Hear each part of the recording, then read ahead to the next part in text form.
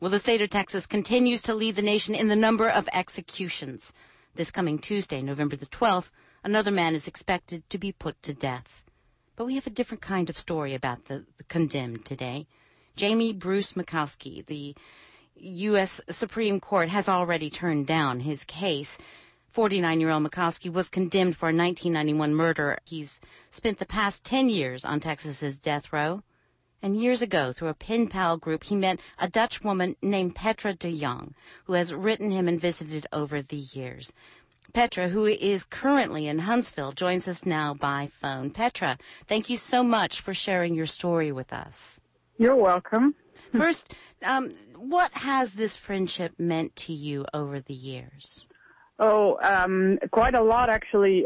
Just about what you were saying earlier, he's been there for actually 20 years, not 10 years. He's been there for a long time. And we've been friends for the past 15 years, and his letters have brought me a lot of joy. I have visited him over the years many times, and we basically became friends. I don't think I knew what I was getting into when I wrote that first letter, but we really liked each other and became close friends. Why did you write that first letter? Well, that was brought about by a book that I read by a Dutch woman about her friendship to a Florida death row inmate, I think. And that book made such a big impression on me, especially when it comes to the circumstances on many of America's death rows, that I decided to write a letter. And why did you decide to continue to keep writing, Jamie? I guess because it gave him a little light in a very dark place, and because also his letters were very enjoyable. He wrote me letters of 30 to 40 pages in the first few years, and we had fun together. We liked each other. And we understand you wrote a letter to Texas Governor Rick Perry. I haven't actually sent it to him yet, but I did write a letter to him. Not a letter to ask for clemency because, in fact, Jamie wants to die. He's been on Texas death row for 20 years. The conditions on Texas death row are horrible, and he is ready to go. So my letter is not to ask for clemency, but to talk to Governor Perry about the circumstances on Texas death row. Can you elaborate on that? Well, the men have been in solitary confinement since the year 2000, so they are basically in a box 23 hours a day with nothing to do, with no TV, with the food is abysmal and lacking in any sort of nutrition. It's a very dark place. I know that you've already mentioned that Jamie says that he's ready to die. What are your thoughts about that? I'm sorry?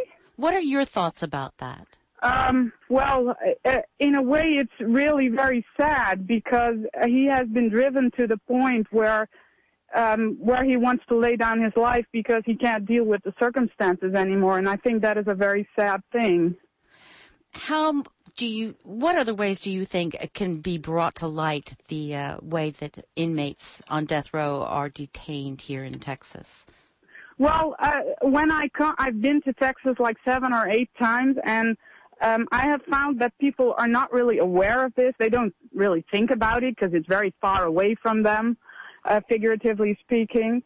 And I think it's something that we need to talk about because it is one thing to put a person to death. I mean, I can, in some sense, understand why somebody might be for the death penalty.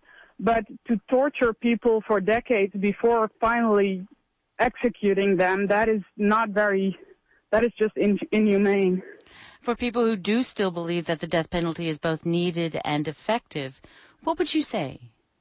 I would, what would I say? I think the main thing is that I would probably talk to them about the misconceptions that many people have that the death penalty is being applied fairly, which is simply not a fact. There are a lot of problems with the death penalty, and we can see that from for every 10 people that get executed, 1 gets exonerated.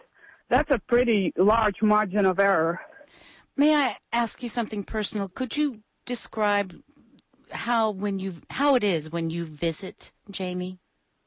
Yes, actually, Jamie has been very, almost cheerful. He is very relieved that his ordeal is almost over. So actually the visits over the past couple of weeks have been good. We've enjoyed our time together. We savor the last hours that we have. And he's actually been, I haven't seen him this peaceful in many years. And what about the guards? Are you being treated with respect? Sometimes yes, sometimes not. It really depends who it is. But generally speaking, they are friendly, not always genuinely so. But I haven't really had any problems this time. And will you be a witness at the execution that yes, is I will. proposed? Yes. Well, we're so glad that you shared your time with us today, Petra. Are there any last things you'd like to tell our audience? Well, I hope that people will educate themselves on the Texas death penalty because there are things going on that people don't know about and they should know about it. Would you recommend to others to take the path that you did and become a death row pen pal? In one way, yes, because it is very much needed. There are very many men there that do not have anybody. They're completely alone 23 hours a day in a box. On the other hand, it's not easy. Don't get into it if you can't stick with it because you can't leave somebody alone when it gets hard. Yes, indeed. Well, Petra DeJong, thank you so much for joining us, and thank you for what you're doing. You're more than welcome. We've been speaking with the Dutch pen pal, Petra DeJong, of Texas death row inmate Jamie Bruce McCoskey.